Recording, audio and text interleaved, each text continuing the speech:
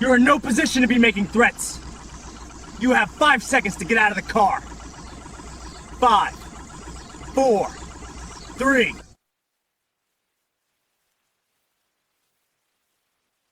The Virginia sun climbed the sky, its morning rays already promising the oppressive, humid heat that defined summer in the Tidewater region. It glinted off the long, black hood of a meticulously maintained sedan, a civilian model that was respectable but deliberately unremarkable. Behind the wheel, General Marcus Thompson felt the familiar weight of the air, a physical presence that seemed to slow time itself. He wore a simple navy blue polo shirt and tan khaki pants, a deliberate choice of attire for a man whose life had been defined by the starched and pressed perfection of an army uniform. At 58, his face was a roadmap of a career spent in harsh sunlight and harsher command tents, yet his eyes were clear, sharp, and missed nothing. They scanned the approaching monolith of Fort Guardian's main gate, a structure of concrete and steel designed to project power and control. Today, he was not General Thompson, incoming commander of one of the nation's most vital military installations. He was simply Marcus, a man in a plain car, seeking a first impression untainted by the pomp and circumstance that followed his rank. The reports that had crossed his desk in the weeks leading up to his assignment were troubling. They didn't speak of strategic failures or logistical nightmares, but of something more insidious, a slow erosion of the very bedrock of military order, discipline. The files were filled with statistics on minor infractions, civilian complaints, and a recurring theme of arrogance among the junior enlisted ranks. They were just numbers on a page, easily dismissed as bureaucratic noise. But Thompson had learned long ago that the loudest warnings often came in the quietest whispers, and the data was whispering of a rot that needed to be seen to be understood.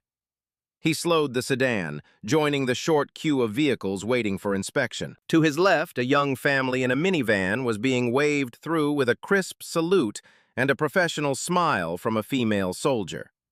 In front of him, a contractor's pickup truck was undergoing a more thorough but still respectful search. The process was efficient, professional. For a moment, Thompson allowed himself to think that perhaps the reports had been exaggerated, the product of a predecessor's hyper-vigilance. But he knew better.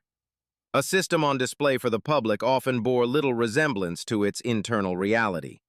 He was here for the unfiltered truth, and he had a feeling it wouldn't be found in the carefully managed flow of morning traffic. His car rolled forward, stopping precisely at the white line painted on the asphalt. A young soldier stepped out of the guard shack, moving with a swagger that seemed too pronounced for his rank. He was white, no older than 20, with a sharp haircut that couldn't conceal the immaturity in his eyes. His name tag read Miller. He approached the driver's side window, not with the alert posture of a guardian, but with the lazy, proprietary air of a man who owned the ground he stood on. He leaned down, his elbow resting on the doorframe as if he were greeting a friend at a local diner. "Morning," Miller said, the word clipped and devoid of any real greeting. His eyes swept over Thompson's civilian clothes, the car's clean but unremarkable interior, and lingered for a moment on Thompson's dark skin. A subtle shift occurred in his expression, a flicker of dismissiveness that was as instantaneous as it was profound. The casual posture tightened, but not with military alertness. It tightened with disdain. ID and base access pass. Thompson had his credentials ready. He passed his driver's license and his official but nondescript Department of Defense visitor's pass through the window. He said nothing, his face a mask of neutral politeness. He was observing, gathering data. This was the first point of contact, the first thread in the fabric he had come to inspect. He watched as Miller took the cards without a word, his thumbs smudging the plastic of the driver's license. The private held them up, glanced at the photo, then back at Thompson's face, a small, cynical smirk playing on his lips.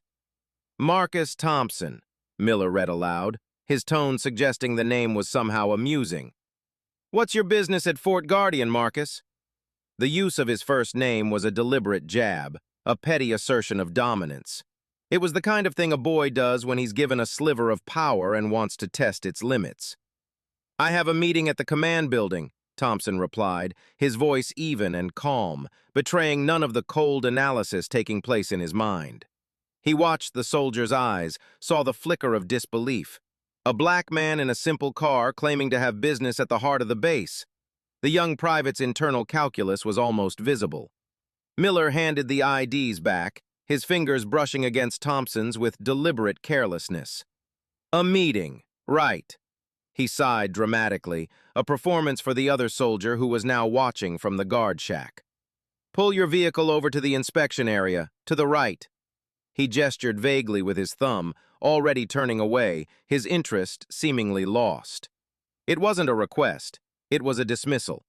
Thompson knew, with a certainty that settled in his gut like a cold stone, that his day was about to become very, very interesting. The rot was not just a whisper in a report, it was standing right in front of him, wearing the uniform of the United States Army. As he steered the sedan into the designated inspection lane, the engine humming quietly, General Thompson's mind sifted through the sterile language of the transition briefings. The outgoing commander, a man Thompson respected, had been blunt in their final video conference. "Mark," General Peterson had said, his face etched with fatigue.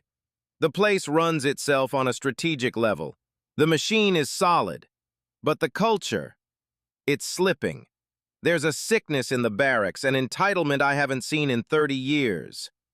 He had spoken of a disconnect between the non-commissioned officers and the junior enlisted, a generation of young soldiers raised on instant gratification who chafed under the slow, demanding reality of military life. They saw the rules not as the framework for order and survival, but as suggestions to be debated or ignored. Peterson's words echoed now, given form and voice by the smug private at the gate. Arrogance. That was the word he had used repeatedly. An arrogance that bred contempt for authority, for civilians, for the very uniform they wore. It started with small things, a sloppy salute, a disrespectful tone, a deliberate sluggishness in following orders. If left unchecked, it festered. It became insubordination. It led to failures in the field. It cost lives. Thompson had seen it happen before, in the deserts of Iraq and the mountains of Afghanistan. A single weak link, a single soldier who believed the rules didn't apply to him, could break a chain of command at the most critical moment. He brought the car to a halt and put it in park, his hands resting lightly on the steering wheel. He could feel the eyes of the soldiers on him. Miller was walking slowly toward the car, his pace deliberately lazy. Another figure had emerged from the guard shack to join him. This one was an NCO, a sergeant, judging by the chevrons on his sleeve. His name tag read Evans. He was older than Miller, perhaps in his late 20s, with a wiry frame and a face that seemed set in a permanent state of cynical amusement. He leaned against the concrete barrier, arms crossed, watching the proceedings like a spectator at a sporting event. He was the supervisor. He was setting the tone. And the tone was one of contempt. Thompson's entire career had been a study in the nuances of leadership. He knew that a private like Miller didn't develop that kind of attitude in a vacuum. It was nurtured, or at the very least, tolerated. A good NCO would have corrected that posture, that tone, that blatant disrespect in a heartbeat. Sergeant Evans was not correcting it. He was encouraging it with his silent, smirking presence. This was not a single rotten apple. This was a sign of disease in the branch. This was the problem Peterson had warned him about, manifest in the flesh. The reports had detailed a rise in altercations between soldiers and the local community. Bar fights, reckless driving, public intoxication. But more concerning were the internal complaints. Young soldiers filing grievances against their superiors for enforcing standards, claiming they were being harassed. It was a complete inversion of military order. The command structure was being undermined from below, and the NCO Corps, the backbone of the Army, seemed either unwilling or unable to stop it. They were supposed to be the bridge between the officers and the enlisted, the enforcers of discipline, the mentors. What Thompson saw in Sergeant Evans was not a mentor, it was an enabler. Miller arrived at his window again. "Pop the trunk, please, sir," he said, the word sir dripping with a sarcasm so thick it was almost tangible. Thompson reached down and pulled the lever. He heard the trunk latch click open behind him. He watched in his rearview mirror as Miller walked to the back of the car. The private didn't conduct a search, he performed one. He lifted the trunk lid and peered inside with an exaggerated show of suspicion, moving a small gym bag from one side to the other as if it might contain a national security threat. The trunk was mostly empty. It was a pointless, demeaning exercise, and they both knew it. Thompson's patience was a deep, vast ocean, honed by decades of command. He had remained calm while being shelled in Fallujah and while negotiating with treacherous warlords. The antics of a 20-year-old private were little more than a ripple on the surface. But beneath the calm, a cold anger was beginning to form. It wasn't a hot, impulsive anger, but a controlled, focused fury. This wasn't about him. It wasn't about the color of his skin or his civilian clothes, though he knew those were factors in the private's calculus. It was about the uniform Miller was disgracing. Every soldier, from the lowest private to the chairman of the Joint Chiefs, was a representative of the United States Army. They were guardians of the Republic, and this guardian was acting like a common bully on a power trip. The disrespect shown to him, an unknown citizen, was a disrespect to every citizen they were sworn to protect. This was the cancer, and it needed to be cut out. Private Miller slammed the trunk shut with unnecessary force, the sound echoing in the humid morning air. He sauntered back to the driver's side window, the smirk never leaving his face. He leaned in again, this time closer, invading Thompson's personal space. The scent of stale coffee and cheap chewing gum washed over the general. "All right, everything seems to be in order back there," Miller announced, as if he had just completed a heroic and dangerous task. He paused, drawing out the moment. Sergeant Evans remained in his position by the barrier, a silent, approving audience. "Now, I'm going to need you to step out of the vehicle, sir." This was a significant escalation. A request to exit the vehicle during a routine gate check was unusual, unless there was a specific, articulable suspicion. There was none here. This was pure harassment, a game of let's see how far we can push this guy, played by a bored private and his complicit supervisor. Thompson's internal calculus shifted. This was no longer a passive observation. It was a direct challenge.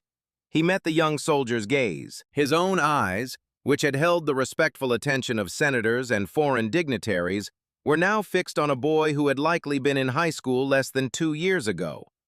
"For what reason, Private?" Thompson asked, his voice still perfectly level, meticulously neutral. He used the soldier's rank, a subtle reminder of the structure the boy was currently mocking. The question seemed to amuse Miller. He chuckled, a short, sharp sound of disbelief. "For what reason?" "Because I told you to. That's the reason. This is a secure military installation. I have the authority to order you out of your vehicle for a more thorough inspection. Now please, step out." His tone had lost its sarcastic politeness and was now openly confrontational. He was daring Thompson to refuse, hoping for an excuse to escalate the situation further. Behind Miller, Sergeant Evans pushed himself off the barrier and took a few slow steps forward. His presence was a clear reinforcement of Miller's authority. This was a coordinated act. Thompson realized they had likely done this before. It was their morning's entertainment. Find a civilian who didn't look important, perhaps someone of a certain race, or with out-of-state plates, and put them through the ringer. It was a sickening abuse of power, a stain on the uniform they both wore. General Thompson let the silence hang in the air for a beat. He could have ended this in a second. He could have produced the identification that sat in a hidden pocket of his slacks, the one that identified him as a 4-star general in the United States Army. The sight of it would have sent these two soldiers into a state of catatonic terror. But that would be too easy. That would be a quick fix for the symptom while leaving the disease to fester. He needed to see this through. He needed to understand the full depth of the rot. He needed them to walk all the way to the edge of the cliff they were so eagerly approaching. "I understand your authority, Private," Thompson said, his voice dropping slightly, gaining a new layer of gravitas. "I also understand the regulations governing gate security. AR 190-13 is quite clear. Unless you have probable cause to believe a crime has been committed or a legitimate security concern, a request for a vehicle search is voluntary. An order to exit the vehicle falls under the same guidelines."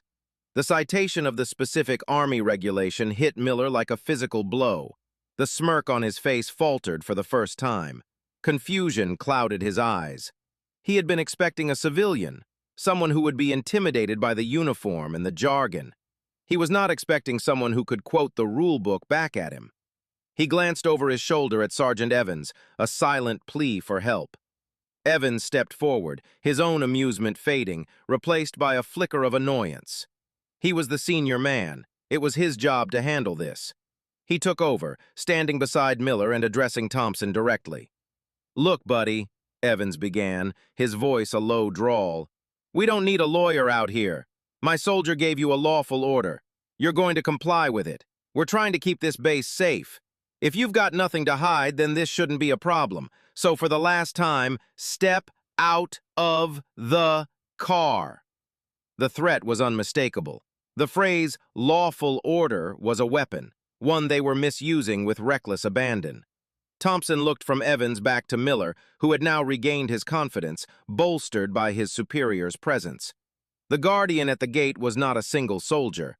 It was a mindset, a culture of casual corruption that had been allowed to take root and grow. And Thompson, sitting in his unremarkable car, was about to become the rock upon which that culture would break. He took a slow, deliberate breath. This had gone far enough. General Thompson's hands remained on the steering wheel. He did not move to unbuckle his seatbelt. He did not reach for the door handle. His stillness was absolute, a stark contrast to the agitated energy coming from the two soldiers. He had given them a chance to de-escalate, to recognize the boundary they were crossing. They had not only crossed it, they had sprinted past it with Sergeant Evans leading the charge. "Sergeant," Thompson said, his gaze shifting to the NCO. His voice was cold now, stripped of any pretense of civilian politeness. It was the voice of command, quiet but resonant with an authority that had been forged in fire. "You are incorrect. It is not a lawful order. It is an abuse of your authority. You have no probable cause, and your soldier's attitude is unprofessional and a disgrace to his uniform. I have complied with every legitimate request. I have provided my identification. I have allowed a search of my trunk. This harassment ends now." The word harassment hung in the thick, humid air. It was an accusation, and a serious one. Sergeant Evans's face darkened. The cynical amusement was gone, replaced by a flush of anger. He had been challenged, his authority questioned in front of his subordinate. His ego, clearly a fragile and oversized thing, was wounded. "A disgrace?" Evans spat the word. "You think you can come to a military installation and lecture me about my soldiers? You have no idea who you're talking to, old man." He took another step closer, leaning down so his face was level with Thompson's through the open window. "I'm the one in charge here. What I say goes, and I say you're getting out of this car. Now, are you going to do it on your own, or does my private need to assist you?" The threat of physical force was the final line. Thompson knew this was the moment of decision. His patience had been tested to its absolute limit. He had seen everything he needed to see. He had witnessed the arrogance, the insubordination, the blatant disregard for regulations, and the toxic leadership that allowed it to flourish. He had his unfiltered first impression. It was worse than he could have imagined. Private Miller, emboldened by his sergeant, had moved to the passenger side of the car, his hand resting on the door handle as if preparing to wrench it open. His eyes were wide with a mixture of excitement and malice. This was the climax of their little power game. Thompson slowly turned his head to look directly into Sergeant Evans's eyes. The two men were inches apart, separated only by the pane of the car window. Thompson held his gaze, unblinking. The fury he felt was a white-hot, disciplined thing contained deep within him. He let none of it show on his face, which remained a mask of stern composure. He had hoped for professionalism. He had hoped for, at bare minimum, competence. Instead, he had found this petty tyranny at the very gate of his new command. "Sergeant," Thompson said, his voice barely a whisper, yet it cut through the morning's ambient sounds with the clarity of a bell.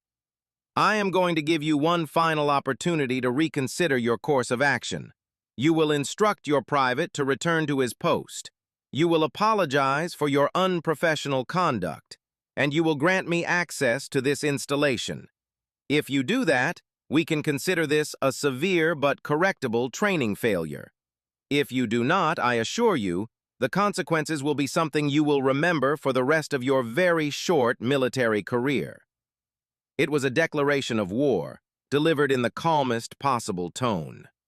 The sheer, unshakable confidence with which Thompson spoke finally gave Evans pause. A flicker of doubt, the first he had shown, entered his eyes. Who was this man? This civilian who spoke with the authority of a general, who knew their regulations better than they did, who was not intimidated by their threats. The carefully constructed reality of their power trip was beginning to crack. But pride is a powerful and blinding force. Evans had gone too far to back down now, especially in front of Miller. He scoffed, trying to regain his footing. "You're in no position to be making threats. You have 5 seconds to get out of the car. 5, 4, 3... He began the countdown, his voice loud, a final desperate attempt to reassert his dominance. Private Miller tensed on the other side of the car, ready to act. The air was thick with tension, a moment stretched to its breaking point. Thompson did not move. He simply waited. The test of patience was over. The time for revelation was at hand. As Sergeant Evans reached 2, his voice booming with false confidence, General Thompson made his move. It was not a sudden or aggressive action. It was a gesture of immense, almost regal simplicity. He did not reach for his ID. He did not raise his voice. He slowly, deliberately, lifted his right hand from the steering wheel and extended his index finger. He pointed not at the soldiers, but down, toward the front bumper of his own car. The gesture was so unexpected, so contrary to the escalating tension of the moment, that it stopped Evans mid-word. His mouth hung open. Both he and Private Miller, who had been about to pull on the passenger door handle, instinctively followed the direction of Thompson's finger. Their eyes were drawn to a small, unassuming detail on the black bumper, a detail they had completely overlooked in their haste to judge the driver. There, affixed just below the license plate, was a small, dark blue plaque. It was no bigger than a credit card. In the center of the plaque, rendered in gleaming silver, were 4 stars, arranged in a precise, formidable square. For a civilian, the emblem would be meaningless, a curious decoration. But for anyone who had spent more than a day in the United States military, its meaning was as clear and absolute as a bolt of lightning. It was a general officer's vehicle plaque, and 4 stars signified the highest active duty rank in the United States Army. It signified a general. It signified command. It signified a level of authority so far beyond their comprehension that it was almost mythical. Time seemed to freeze in the humid Virginia air. The chirping of cicadas in the nearby trees suddenly sounded deafeningly loud. Private Miller was the first to process the information. His jaw went slack. The blood drained from his face, leaving him a ghastly chalk-white color. His eyes, wide with dawning horror, darted from the 4 silver stars back to the calm, unyielding face of the man in the driver's seat. The man he had called Marcus. The man he had ordered out of his car. The man he had been seconds away from physically assaulting. A wave of nausea washed over him. He felt his knees weaken, and he took an involuntary step back, his hand falling away from the car door as if it had been burned. Sergeant Evans's reaction was slower, but no less dramatic. His mind, clouded by ego and anger, fought against the impossible truth for a split second. It couldn't be. It had to be a fake, a joke. But the plaque was regulation. The placement was correct. And the man in the car, the way he sat, the way he spoke, the absolute unshakable confidence, it all clicked into place with a sickening finality. The old man he had threatened was not just a superior officer. He was a member of the military's most senior leadership. He was, in all likelihood, the new post commander they had been told was arriving sometime this week. Evans's breath hitched in his throat. The angry flush on his face was replaced by the same pale shock that afflicted his subordinate. His mouth opened and closed silently, like a fish gasping for air. The entire universe, which moments before had been centered on his petty authority at this gate, had just been violently and irrevocably reordered. He was no longer a man in charge. He was a microbe under a microscope, and a four-star general was looking through the eyepiece. The countdown he had been so arrogantly shouting died in his throat, choked by a sudden, overwhelming wave of pure, unadulterated fear. General Thompson held their gazes for a long, silent moment, letting the full weight of their catastrophic error settle upon them. He did not smile. He did not gloat. His expression remained one of deep, profound disappointment. He had given them every chance to walk back from the precipice. They had chosen to leap. He slowly retracted his hand and placed it back on the steering wheel. "Your countdown is over, Sergeant," Thompson said, his voice quiet, yet it seemed to shake the very ground they stood on. "Your authority here is terminated. You will remain silent. You will instruct your private to open the gate, and you will both wait here for my aide, who will be along shortly to escort you to the command building. Am I understood?" The question was a formality. Evans, his body rigid with shock, managed a choked, croaking sound that might have been, "Yes, sir." He didn't dare look at Miller. He could only stare at the four-star general who sat before him, a man whose career he had likely just ended with his own arrogance. The revelation was complete. The power dynamic had not just shifted, it had been annihilated. Private Miller, moving with the jerky, unnatural motions of a man in a deep state of shock, fumbled his way back to the guard shack. He avoided looking at Sergeant Evans, at the black sedan, at anything at all. His world had been reduced to the singular, terrifying task of raising the barrier gate. He pressed the button with a trembling finger. The striped arm of the gate lifted with a quiet hydraulic hiss, an impossibly mundane sound in the wake of such a cataclysmic revelation. It was an invitation, a surrender. General Thompson put the car in drive, his foot pressing the accelerator with a steady, controlled pressure. The sedan rolled forward, passing the two frozen soldiers. He did not look at them as he passed, but he could feel their terrified gazes on him. The drive from the main gate to the post headquarters, known as the Citadel, was less than a mile. It was a drive Thompson had made on dozens of other bases, a familiar transition from the civilian world to the heart of military power. But today, this drive felt like the longest of his life. The silence in the car was absolute.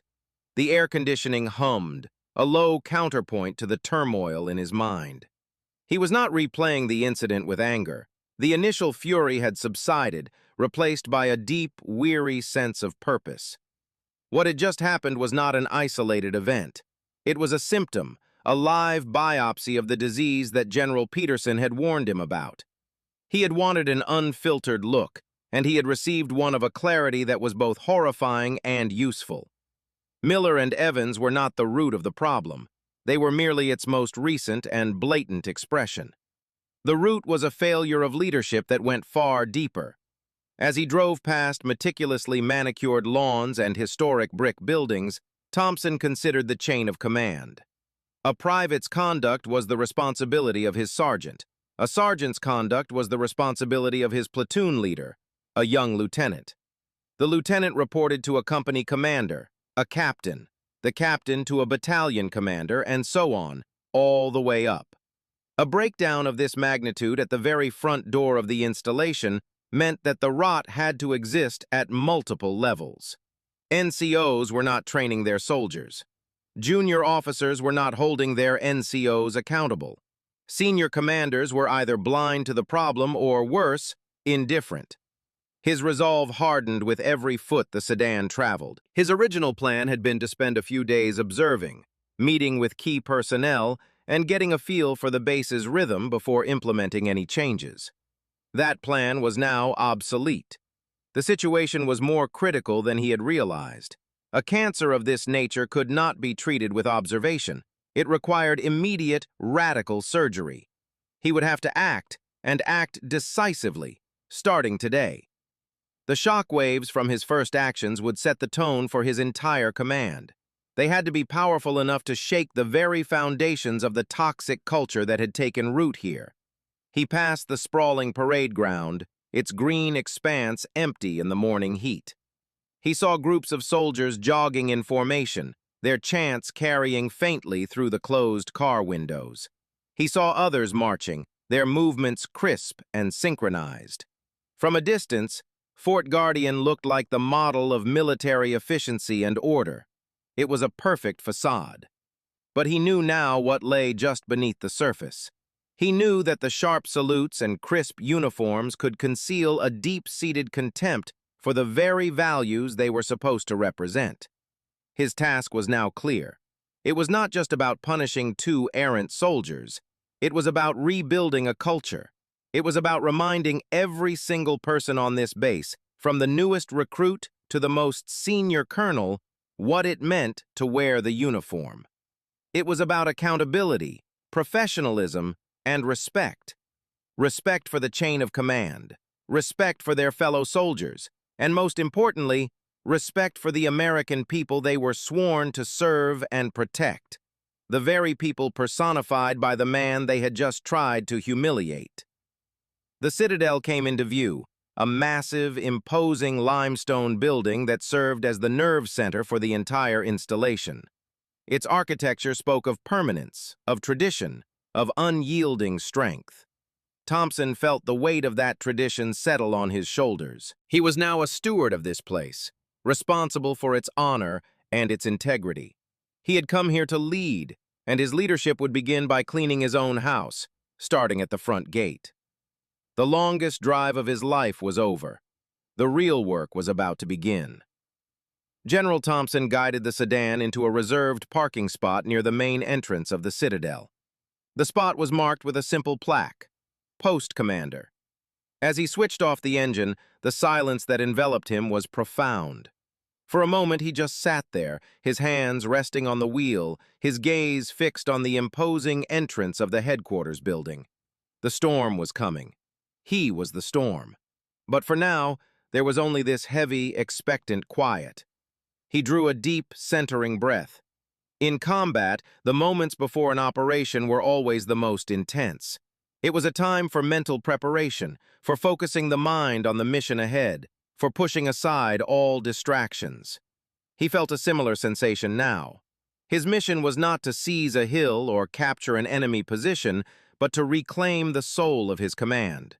The stakes, in their own way, were just as high. An army that loses its discipline, that loses its respect for the people it serves, is an army that has lost its way. He opened the car door and stepped out into the oppressive Virginia heat. The air was thick and still. As he straightened his polo shirt, a figure emerged from the Citadel's main doors and descended the wide granite steps. It was Colonel David Evans, a man Thompson knew only by his reputation and his service record. Davis was to be his deputy commander, a seasoned officer with a reputation for being sharp, efficient, and unflappably professional. Colonel Davis was in his late 40s, tall and lean, with a dusting of gray at his temples that contrasted with his jet-black hair. His uniform was immaculate, his posture ramrod straight. He spotted Thompson and his steps quickened, a look of professional welcome on his face. He had clearly been waiting, expecting the general to arrive through the gate with a formal escort, not to simply appear in the parking lot in a civilian car. "General Thompson, sir," Davis said, his voice crisp and respectful as he came to a halt and rendered a perfect salute. "Welcome to Fort Guardian. We weren't expecting you for another hour. I hope your drive was pleasant." Thompson returned the salute with a practiced ease, though his mind was miles away from pleasantries. He looked into the colonel's eyes, searching for a sign. Was this man part of the problem, or part of the solution? His service record was spotless, but Thompson knew that meant little when it came to assessing a command's culture. Some of the most toxic environments were overseen by officers with stellar records who were masters of managing upwards, of showing their superiors exactly what they wanted to see. "Colonel Davis," Thompson replied, his tone even. "The drive was educational." He let the word hang in the air, a small, weighted stone dropped into a still pond. Davis's expression flickered with curiosity, but he was too disciplined to press his new commander for details. "Sir, your temporary office is ready, and your aide, Captain Miller, is waiting inside. We have the senior staff briefing scheduled for 0900, Davis reported, falling into step beside Thompson as they began walking toward the entrance. The irony of the aide's name was not lost on Thompson. Captain Miller. He hoped the captain was a better example of military bearing than the private who shared his surname. "We may need to adjust that schedule, Colonel," Thompson said, his voice low. "There's a matter of immediate importance that requires our attention." They walked up the steps and through the heavy oak doors into the blessedly cool, air-conditioned interior of the Citadel. The lobby was cavernous, its marble floors polished to a mirror shine. Portraits of past commanders lined the walls, their stern, painted eyes seeming to follow their every move. The building hummed with a quiet, purposeful energy. This was the seat of power, the heart of the base, and it was completely oblivious to the rot that was festering at its perimeter. "Sir?" Davis asked, his curiosity now clearly piqued. Thompson paused just inside the lobby, turning to face his deputy directly. He wanted to see the man's reaction, to gauge his response. "Colonel, a few moments ago I was subjected to a flagrant display of insubordination and unprofessionalism by two soldiers at the main gate, a Private Miller and a Sergeant Evans." He watched Davis's face carefully. There was no flicker of recognition at the names, but a shadow of deep concern crossed his features. His expression hardened instantly. "I am sorry to hear that, General. That is unacceptable." "Unacceptable is a mild word for it, Colonel," Thompson continued, his voice like ice. "It was a disgrace. It was a symptom of a much larger problem, a problem I intend to address immediately. Before I meet with any of the senior staff, I want you to do something for me. I want you to have Private Miller and Sergeant Evans taken from the main gate and escorted to the main briefing room. They are to speak to no one. They will be joined by their company commander and their battalion commander. I want all of them in that room in 15 minutes. The command was precise, unorthodox, and charged with an intensity that left no room for question. This was not a suggestion. It was an order that signaled a dramatic and abrupt shift in the day's planned events. The quiet before the storm was over. The first clap of thunder had just sounded within the walls of the Citadel itself. Colonel Davis stared at his new commander, his mind racing. He didn't know the details of what had happened at the gate, but he knew one thing with absolute certainty. The tenure of General Marcus Thompson had officially begun. Colonel Davis didn't hesitate. A command from a four-star general delivered with that level of cold fury was not something to be questioned or delayed. It was to be executed with speed and precision. "Yes, General," he said, his voice tight. He immediately pulled out his phone, his thumb flying across the screen. He turned slightly away, giving the general a measure of privacy as he spoke into the device. "This is Colonel Davis. I need to speak to the duty officer at the Provost Marshal's office. Immediately." A pause. "This is Colonel Davis," he repeated, his voice sharper this time, a clear indication that he would not be put on hold. "I have a directive from the post commander. You are to dispatch a patrol to the main gate. They are to identify and secure two soldiers, a Private Miller and a Sergeant Evans. These men are to be relieved of their duties and escorted directly to the main briefing room in the Citadel. They are to have no communication with anyone. Is that understood?" Thompson watched his deputy, assessing the man's efficiency. Davis was a model of military professionalism. His words were clipped, precise, and radiated an authority that was being passed down from Thompson himself. There was another brief pause as the person on the other end of the line presumably confirmed the order. "Additionally," Davis continued, his gaze flicking to the ceiling as he mentally ran through the chain of command. I need you to identify the company and battalion commanders for those 2 soldiers. I want them located and ordered to the main briefing room as well. The general expects all parties to be there in the next 15 minutes. Make it happen. He ended the call without waiting for another reply and slid the phone back into his pocket. He turned back to General Thompson. It's being handled, sir. They will be there. Thank you, Colonel, Thompson said, giving a curt nod. Now please show me to my office. I need to make a call. They walked down a long, quiet corridor, their footsteps echoing on the polished marble. The weight of the impending confrontation seemed to press in on them. The senior staff of Fort Guardian was expecting a standard meet and greet with their new commander. They were preparing their canned briefings, ready to present a polished, sanitized version of their operations. They had no idea that they were about to be thrust into a live-fire exercise in leadership and accountability. Davis led Thompson to a large set of double doors, opening one to reveal a spacious, well-appointed office. A massive oak desk dominated the room, its surface clear except for a single secure telephone. A young officer, a captain, immediately snapped to his feet from a chair in the corner. He was sharp, alert, and his name tag, as promised, read Miller. He was the polar opposite of the private at the gate. General Thompson, Captain Miller, sir. I'm your new aide-de-camp. An honor to serve with you, sir, the captain said, his voice filled with a genuine, eager energy. Thompson gave the young captain a brief, appraising look. At ease, Captain. It's going to be a busy morning. He walked past the captain and rounded the desk, his presence immediately filling the room. He picked up the secure phone and began to dial a number from memory. Colonel Davis, Thompson said, holding the receiver to his ear. I want you to go to the briefing room. Announce that the 0900 meeting is still happening. Do not tell them why. Simply ensure every senior officer on this post is present. I want every battalion and brigade commander, their sergeants major, and the entire garrison command staff. No exceptions, no excuses. Sir, Davis asked carefully, what should I tell them about the additional guests? Thompson looked up from the phone, his eyes like steel. Tell them nothing. Let them wonder. Davis understood. The general was orchestrating this. He was building the pressure, creating an atmosphere of uncertainty and tension.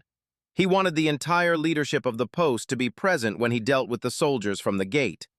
This wasn't going to be a private reprimand, it was going to be a public execution, a lesson delivered with surgical precision in front of the very people who needed to hear it most. Yes, General, Davis said. He turned and left the office, closing the door softly behind him, leaving Thompson alone with his aide. The call connected. This is General Thompson, he said into the receiver. Get me General Peterson.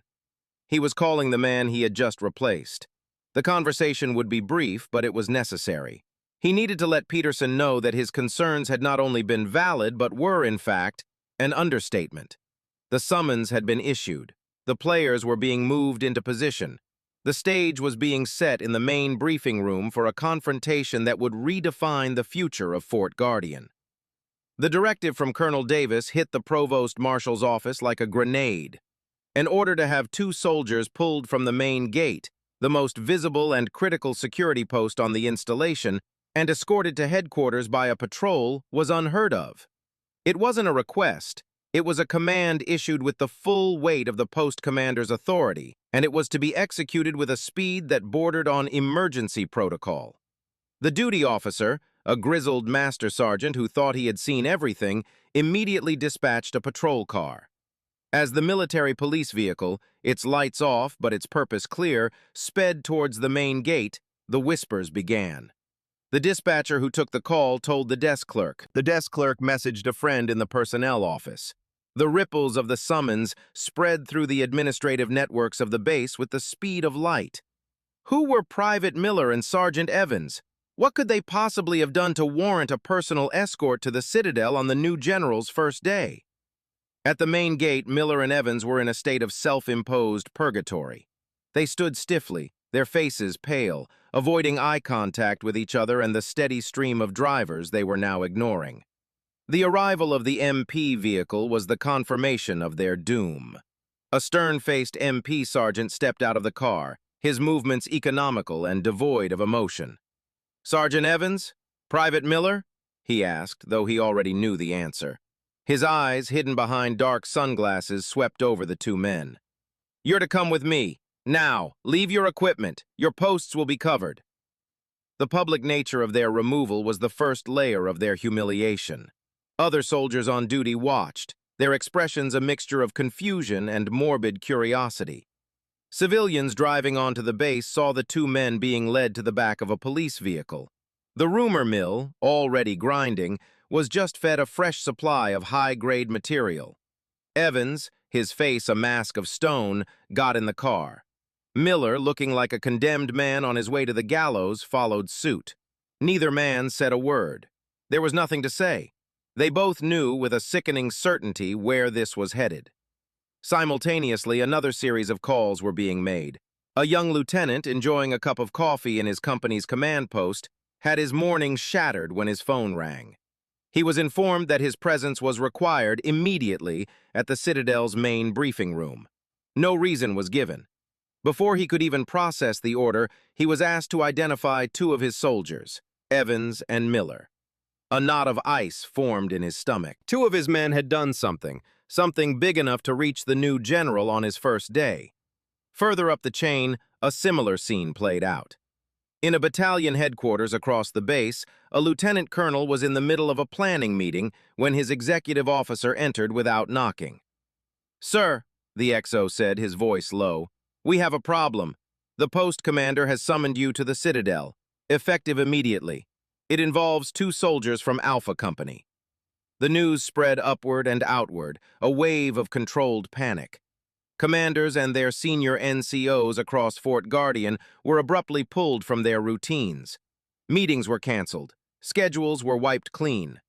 The initial whispers coalesced into a single burning question.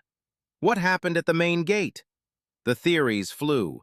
A major security breach? A threat against the new general? An accident? No one knew, and the information vacuum was filled with a growing sense of dread. By the time the various commanders began arriving at the Citadel, the atmosphere was thick with tension. They were the leaders of this installation, men and women accustomed to being in control, to knowing everything that happened within their spheres of influence. Today, they knew nothing. They were walking into a situation blind, and that was a feeling no commander ever enjoyed. They gathered outside the main briefing room, speaking in hushed tones, trading fragments of rumors. They saw the young lieutenant from Alpha Company arrive, his face pale. They saw the battalion commander arrive, his expression grim. They all knew this was about more than two soldiers. When a four-star general summons a cross-section of the chain of command, it's a signal. It means the system has failed, and he is about to hold everyone in that system accountable. The whispers had done their work. The entire leadership of Fort Guardian was now unsettled, on edge, and completely unprepared for what was to come. The main briefing room at the Citadel was a theater of power. It was a large, tiered auditorium with plush seating, state-of-the-art audio-visual equipment, and a formidable podium at the front bearing the seal of the United States Army. It was a room designed for serious business, for wargaming and strategic planning. Today, it felt more like a courtroom. Colonel Davis stood at the entrance, greeting the arriving senior staff. Brigade commanders, colonels with decades of experience walked in, their faces etched with concern. Their command sergeants major, the highest-ranking enlisted soldiers who were the custodians of the force's discipline, followed in their wake. They were the titans of Fort Guardian, the men and women who ran the day-to-day operations of this small city. They filled the seats, their conversations muted, the usual pre-briefing banter noticeably absent. An air of heavy anticipation hung over the room. They all knew something was wrong. Then, the doors at the back of the room opened. An MP sergeant escorted 4 figures inside. The room fell silent. All eyes turned to watch the procession. At the front was the young company commander, the lieutenant, looking as if he were marching to his own execution. Behind him was his battalion commander, the lieutenant colonel, his face a grim, unreadable mask. And behind them, stripped of their gear and looking utterly defeated, were Sergeant Evans and Private Miller. They were not treated as prisoners, but they were clearly not there by choice. Their MP escort guided them not to the seats with their fellow soldiers, but to 3 chairs that had been pointedly placed in the front row, off to one side. They were isolated, on display. The symbolism was brutal and effective. The entire command staff watched as the 2 soldiers and their chain of command took their seats. Private Miller stared at his boots, his body trembling almost imperceptibly. Sergeant Evans stared straight ahead at the empty podium, his jaw clenched so tightly it looked like it might crack. The sight of the 2 enlisted men and their commanders being paraded into the room sent a fresh wave of shock through the assembled leadership. This was far more serious than anyone had imagined. This was a public shaming. General Thompson was not just addressing a problem, he was making an example. Every leader in that room, from the company level to the brigade level, felt a sudden, cold chill. They mentally cycled through their own units, their own problem soldiers, their own command climates. They were all asking themselves the same question. Could that be me sitting down there? Colonel Davis moved to the front of the room. He tapped the microphone on the podium, the sound echoing in the silent space. "Good morning," he began, his voice formal. "Thank you all for assembling on such short notice. The post commander will be with you shortly." He offered no explanation for the unorthodox seating arrangement, no context for the tension that was now thick enough to taste. He simply stepped back from the podium and took a seat in the front row, on the opposite side from the disgraced soldiers. The silence that followed was deafening.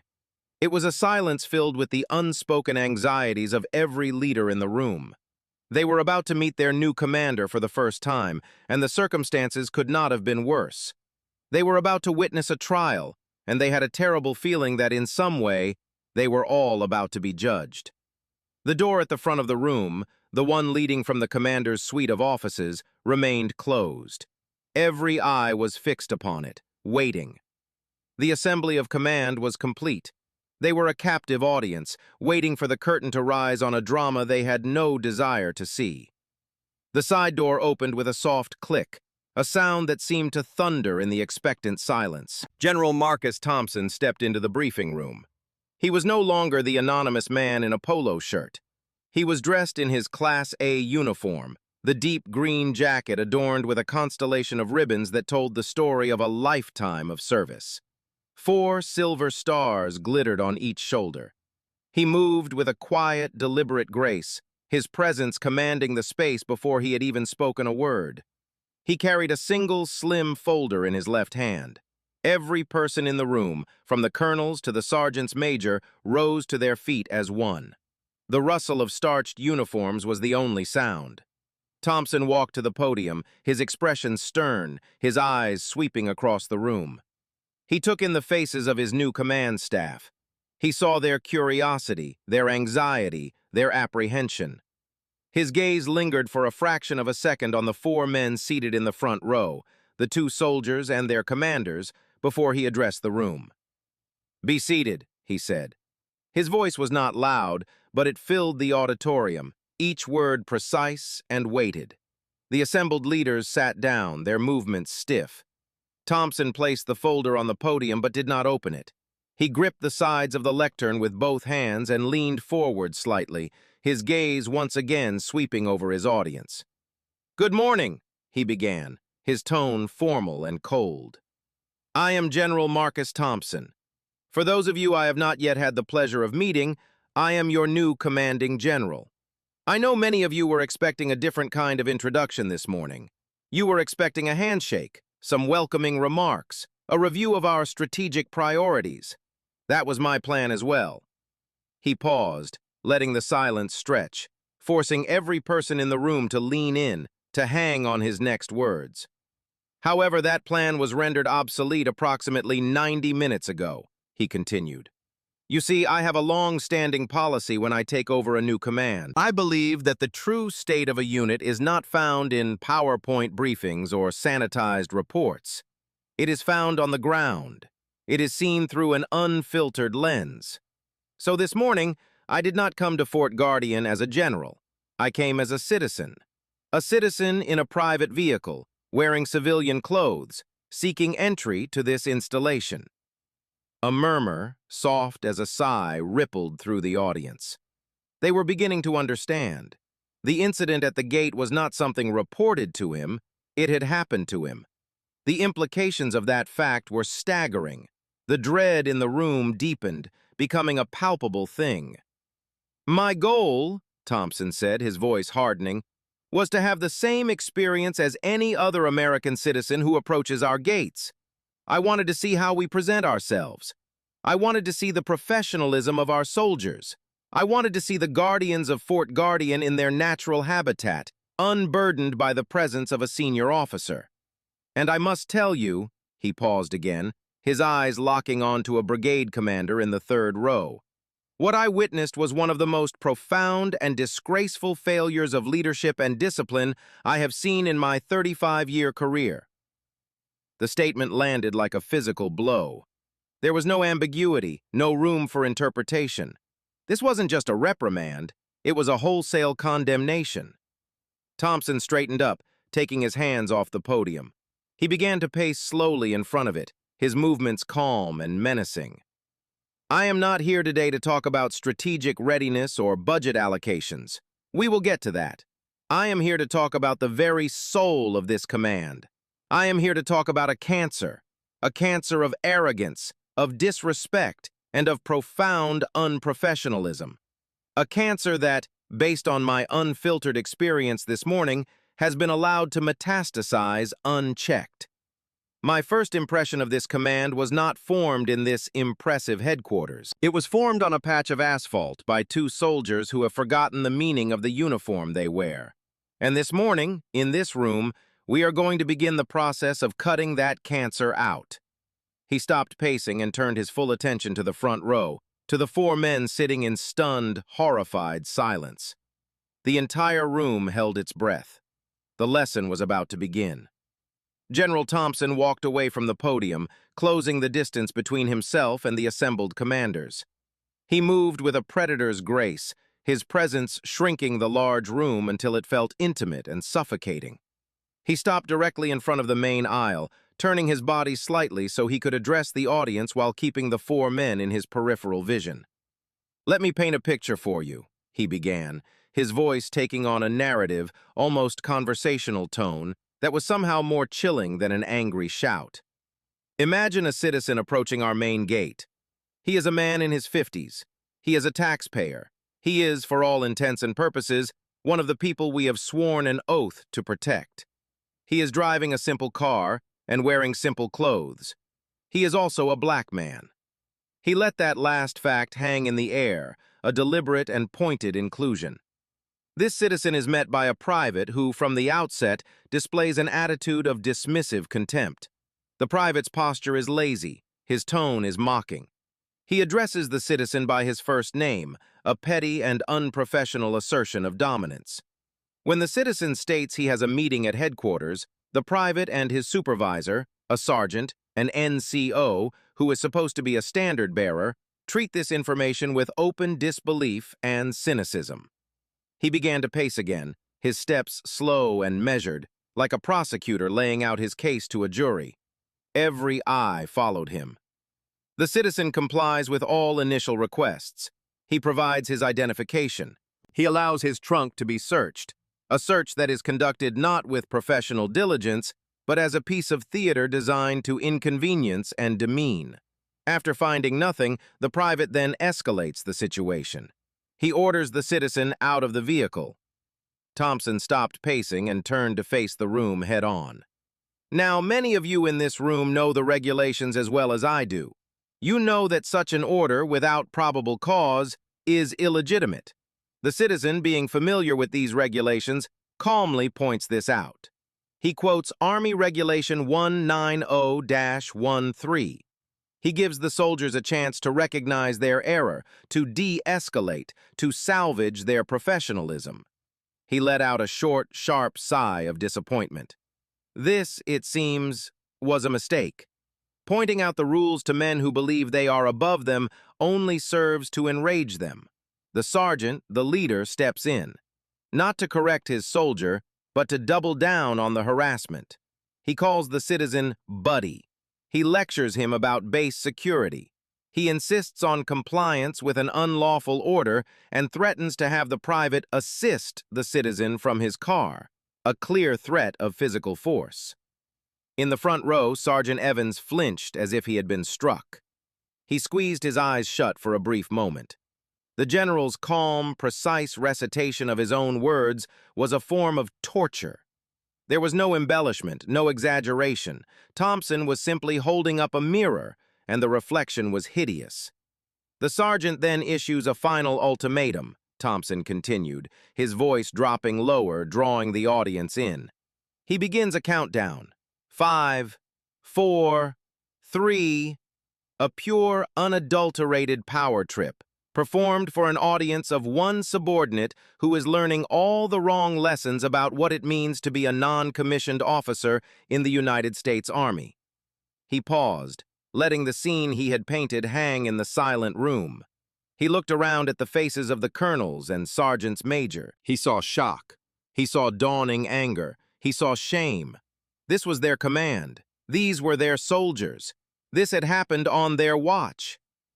"This is the anatomy of disrespect," Thompson said, his voice now resonating with cold authority.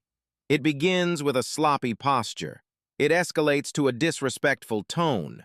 It metastasizes into a contempt for regulations, and it climaxes in the abuse of authority and the issuance of unlawful orders to a member of the public. This is the culture that greeted me at Fort Guardian this morning. This is the standard you have allowed to take root, and this is the standard that ends, right now." General Thompson turned his body slowly, deliberately, until he was facing the 4 men in the front row. The full, undivided weight of his attention, of his rank, of his fury, now fell upon them. The rest of the room seemed to fade away. It was as if only the 5 of them existed. He took 2 steps forward, stopping directly in front of Private Miller. The young soldier, who had been staring at the floor, instinctively tried to shrink back in his chair. "Private Miller," Thompson said. The soldier's head snapped up, his eyes wide with terror. "Look at me." Miller looked up, his face ashen. He met the general's gaze for a fleeting second before his eyes darted away again. "I said, look at me," Thompson commanded, his voice like the crack of a rifle. Miller flinched and forced his gaze back up, his eyes swimming with fear. "Private, do you have any idea what this uniform represents?" Thompson asked, his voice deceptively quiet. "It doesn't represent you. It doesn't represent your ego, or your boredom, or your desire to feel powerful for a few minutes. It represents more than 200 years of sacrifice. It represents the men who froze at Valley Forge, the men who stormed the beaches of Normandy, the men and women who have stood on freedom's frontier around the world. Every time you put it on, you are borrowing their honor. This morning you did not borrow their honor, you spit on it." Miller's lower lip began to tremble. A tear escaped from the corner of his eye and traced a path down his pale cheek. Thompson then shifted his gaze to the man sitting next to him. "Sergeant Evans." Evans, who had been staring straight ahead, turned his head. His face was slick with sweat. The smug certainty he had displayed at the gate was gone, replaced by a hollow, haunted look. "You are a non-commissioned officer of the United States Army," Thompson said, his voice dripping with contempt. "You are part of the backbone. You are the teacher, the mentor, the enforcer of standards. You are supposed to take a young soldier like Private Miller and mold him into a professional. You are supposed to show him what right looks like. But you didn't do that, did you, Sergeant? You did the opposite. You stood there and you watched him disgrace himself, and you encouraged it. You taught him that it was acceptable to abuse his authority, to disrespect the public, to disregard regulations. You did not build a soldier this morning, you poisoned one. The failure of your private is a reflection of your own profound failure as a leader." Evans opened his mouth to speak, a desperate guttural sound escaping his throat. "General, You will be silent," Thompson cut him off, his voice lashing out like a whip. "You had your chance to speak at the gate. You used it to threaten a citizen and disgrace your corps." Finally, Thompson's gaze fell upon the two officers, the lieutenant and the lieutenant colonel, who were responsible for these men. "And you two," he said, his voice encompassing them both. "This happened on your watch. This culture grew in your formations. Do you think this was the first time they acted this way? I can assure you it was not. It was simply the first time they did it to a 4-star general. Your command climates are your responsibility. The discipline, the morale, the professionalism of your soldiers, that is your job. And on this day, at this gate, you have failed. The weight of this uniform, gentlemen, is the weight of accountability, and accountability is coming for everyone." He looked back at Miller and Evans, their faces a ruin of fear and regret. "When you looked at me this morning, you didn't see a person. You saw a target for your amusement. You made an assumption. You assumed that I was unimportant. You assumed that your actions would have no consequences. Let me be the last and most important lesson you learn in this army. Every person has dignity. Every person deserves respect, and your assumptions can destroy you." General Thompson turned away from the 4 men, his back to them, and faced the rest of the silent, stunned audience. The air in the room was thick with tension, a heavy blanket of collective shame and apprehension. He walked back to the podium, his steps echoing in the tomb-like quiet. He stood behind it not for protection, but as a judge stands at his bench to deliver a sentence. "Let me be clear," he announced, his voice ringing with absolute, unshakable authority. "This is not about a personal insult. My feelings are irrelevant. This is about a betrayal of our oath, a betrayal of public trust, and a betrayal of the core Army values. This is not a training issue that can be solved with a PowerPoint presentation. This is a leadership crisis, and it ends today. This is the line drawn in the sand." He paused, his eyes scanning the faces of his senior leaders, ensuring every one of them understood the gravity of the moment. "Therefore, I am taking the following actions, effective immediately." The room held its breath. Private Miller and Sergeant Evans are, as of this moment, relieved of their duties. They will be placed under the supervision of the Provost Marshal's office, pending a full investigation by the Inspector General. I want a thorough review of their service records, past disciplinary actions, and any informal complaints that may have been swept under the rug. I expect that report on my desk in 48 hours. He then looked directly at the company commander and the battalion commander.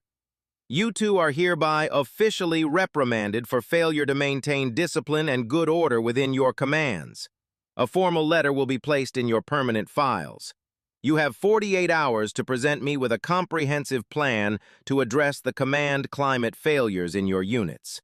It will be detailed, it will be aggressive, and it will have measurable results.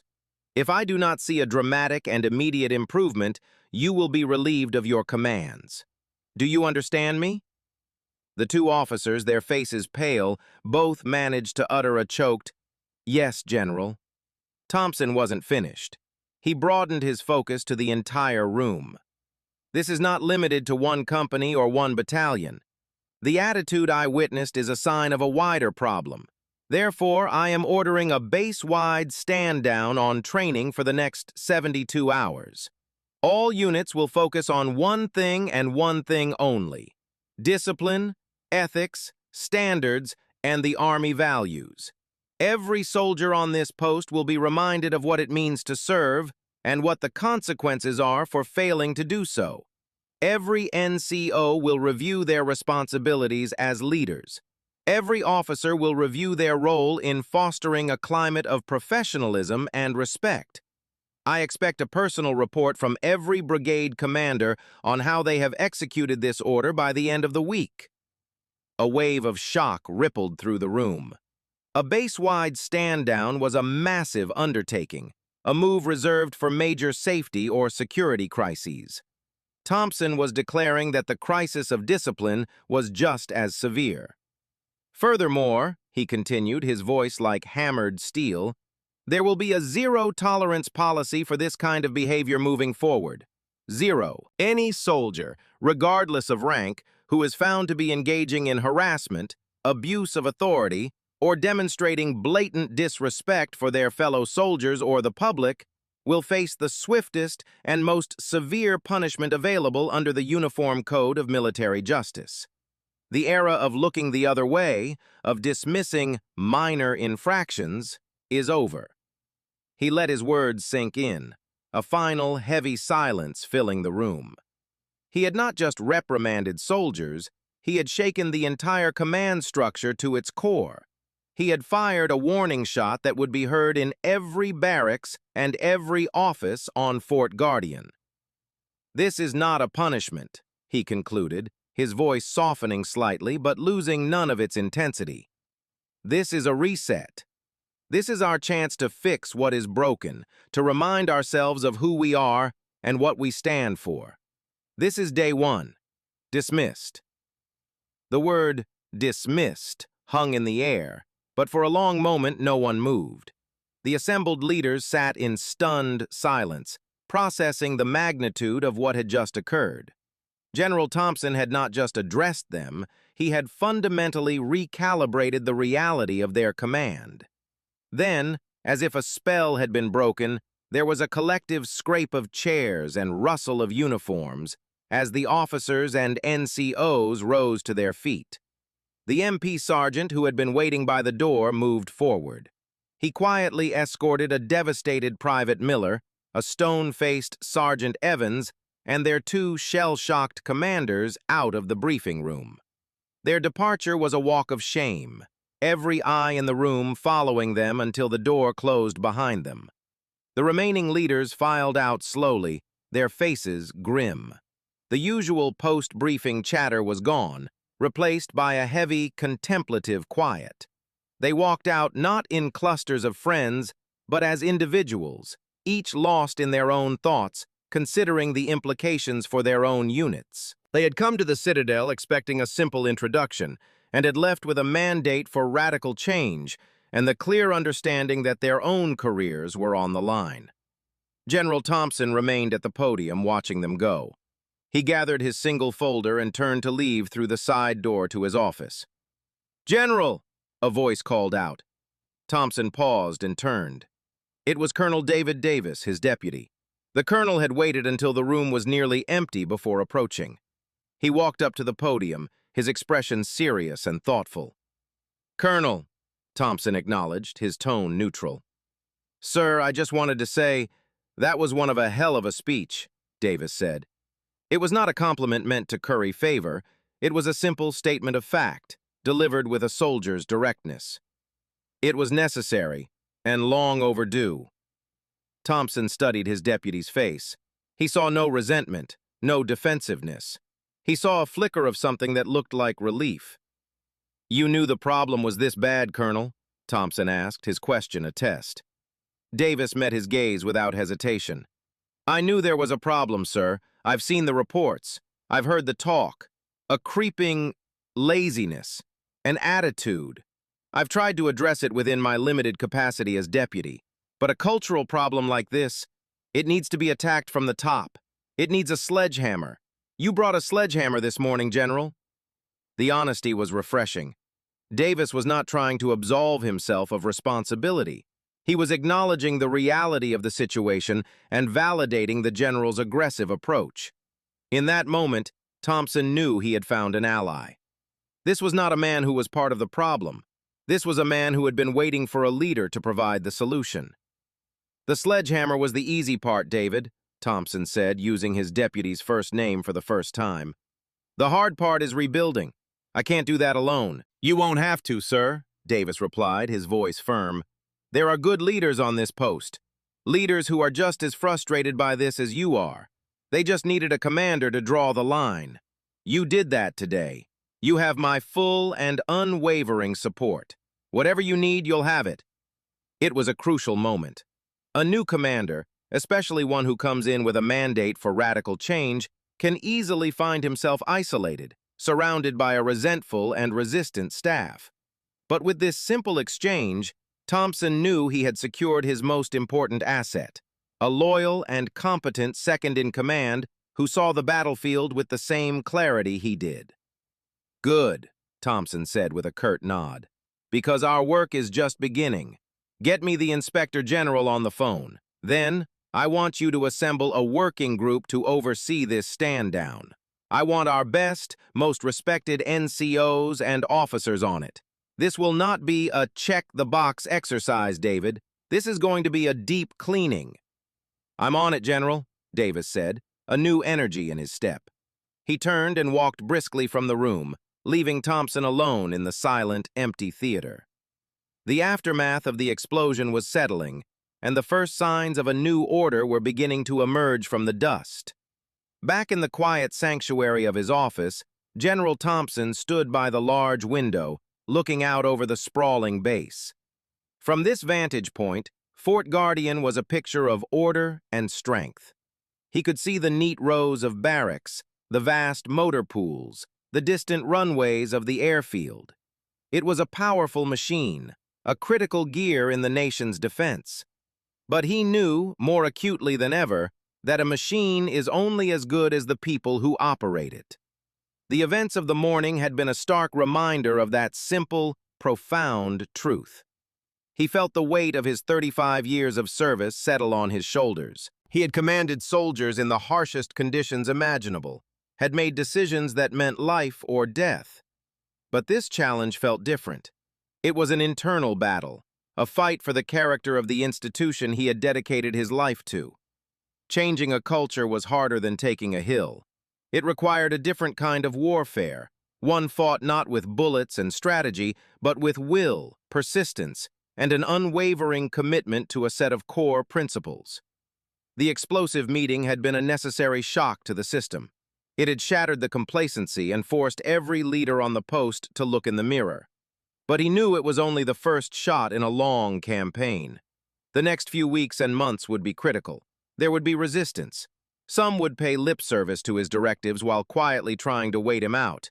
Others, who benefited from the lax culture, would actively work to undermine him. He would have to be vigilant, to inspect and follow up, to ensure that the changes he demanded were not just implemented, but embraced. He had won the first battle for the soul of his command, but the war was far from over. His resolve, forged in the crucible of command and conflict, was absolute. He would not fail. He walked over to his large oak desk and sat down, the leather of the high-backed chair creaking softly. The storm had passed, leaving a quiet space for reflection. He let his mind drift back to the confrontation at the gate, not to the anger, but to the why. What leads a young soldier like Private Miller, entrusted with a position of authority, to behave with such reckless arrogance? It wasn't simple malice. It was more complex, a product of a poisoned environment.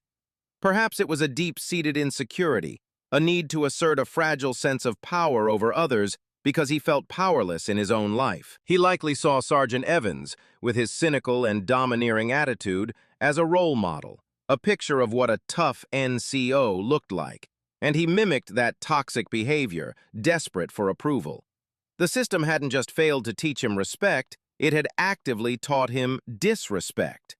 And what of Sergeant Evans? A man who should have been a mentor, a guide. His failure was even more profound. Was he simply lazy? Or did his own frustrations and resentments, at the army, at his career, at the world, curdle into a contempt that he passed down to his subordinates? He had created a little fiefdom at that gate, where he was king and the rules were whatever he said they were. He enabled Miller's worst instincts because it reinforced his own authority.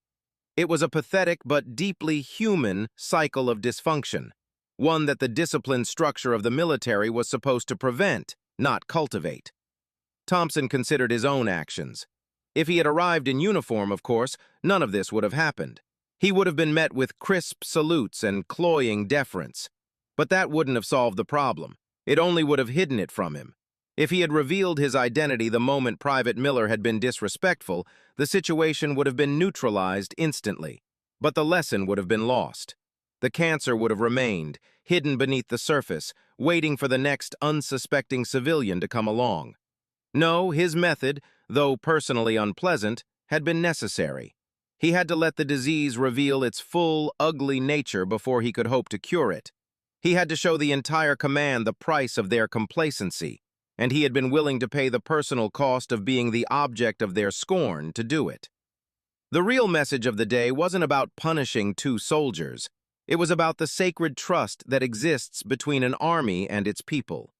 The uniform is not a shield to hide behind, nor a license to look down on others. It is a symbol of a promise to serve with honor, to protect without prejudice, and to treat every single person with the dignity they deserve. That promise had been broken today at the front gate, and he was here to ensure it would be forged anew, stronger than ever before. Have you ever seen a small problem that was actually a symptom of a much larger, hidden issue? What do you think is the single most important lesson a young person starting a new position of authority needs to learn? Let me know your thoughts below.